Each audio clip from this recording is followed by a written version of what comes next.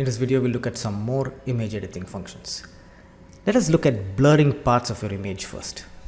This function is particularly useful when we want to hide sensitive information on images. These include personal information such as names, addresses, emails, phone numbers, etc.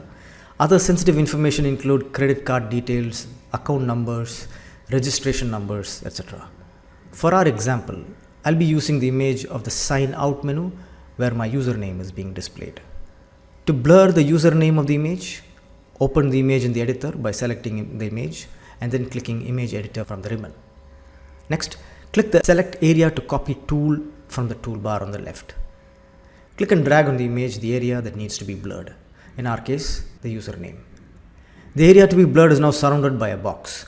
It has handles that can be adjusted to further refine the area to be blurred. Now open the Object menu and select Resize and Effects. The bitmap object dialog opens. Here click the drop down list that reads Resize Image and from the list select Blur. As you can see, the image is already a bit out of focus. To increase the blur, all we need to do is tweak the values in the matrix boxes. In our case, I'm going to increase the value of the box on the top left. Notice how the image gets more blurred as I increase the value in this box by clicking continuously on the up arrowhead button.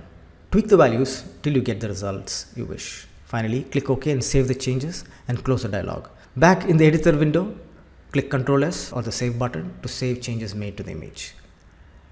Next, let's add a simple border to our image. This is particularly useful when there is a lot of white space in the background of an image, as it is with the image of the sign out menu. To add a border, first click the image to select it. Notice the border that appears around the perimeter of the image, indicating that it has been selected. Next, on the right side, under the Shape tool, ensure a rectangle is selected. Then enter a value in the width box or use the heads of the spin box to increment a value. 1 is a safe value, as anything above 1 inserts a thick border and it becomes very distracting. As you change the value, you can watch the border of the original image change too. Finally, click Save and close the editor. You are taken back to your topic. Here you may not find the border around the image. Simply refresh the page by visiting another topic, and when you get back to your topic, you will notice the border added to your image.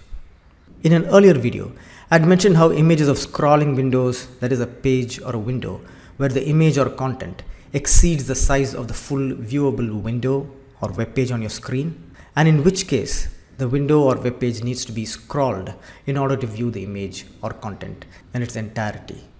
In such cases, reduction of the size of the image is a possibility, but reducing the size of the image is not a perfect solution because there could be 2 or even 3 pages of content of the image, and reducing the size will only make the image useless with barely anything to view.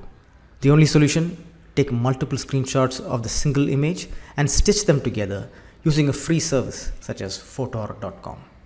I must mention here that Snagit, which I recommend as the best image capturing software for technical writers, comes with built-in functionality to capture scrolling images from windows and web pages. You can also capture videos with Snagit. Look out for my course on Snagit in a future series. So for stitching images using another program or service such as Fotor, for the first image, make sure the image is scrolled way up inside the scrolling window or web page. Take a complete screenshot of this page and save it. Next, scroll the window or web page such that the succeeding portion of the image can be viewed in the window or web page, and take the second screenshot.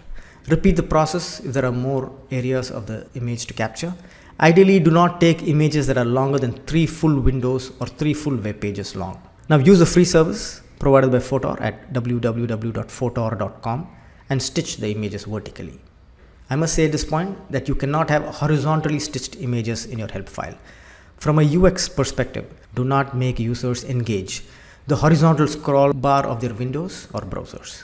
Adding images to Fotor is as simple as drag and drop, and making a single image from your set of images is very easy to do. However, it is beyond the scope of this course to explain the way Fotor works, and therefore I'm excluding the explanation here. Using Fotor's image stitching option, you can stitch or join pictures both vertically and horizontally, and the service is free. For technical writing, use only the vertical stitching option. Consider reducing the size of images after they have been stitched, but make sure clarity is not lost by reducing the size. Another software that is open source and therefore free to use is Greenshot. which can be obtained at getgreenshot.org. Greenshot is capable of taking images of scrolling web pages. The only caveat, it can take scrolling web shots only from Internet Explorer. I suggest you give it a try. My strong word of advice, use these types of images, that is, images of scrolling web pages and windows sparingly. We have more videos on inserting video and using tables in our content, but let us move on and learn how to generate the online help. At this stage, we are ready and good to generate our online help file.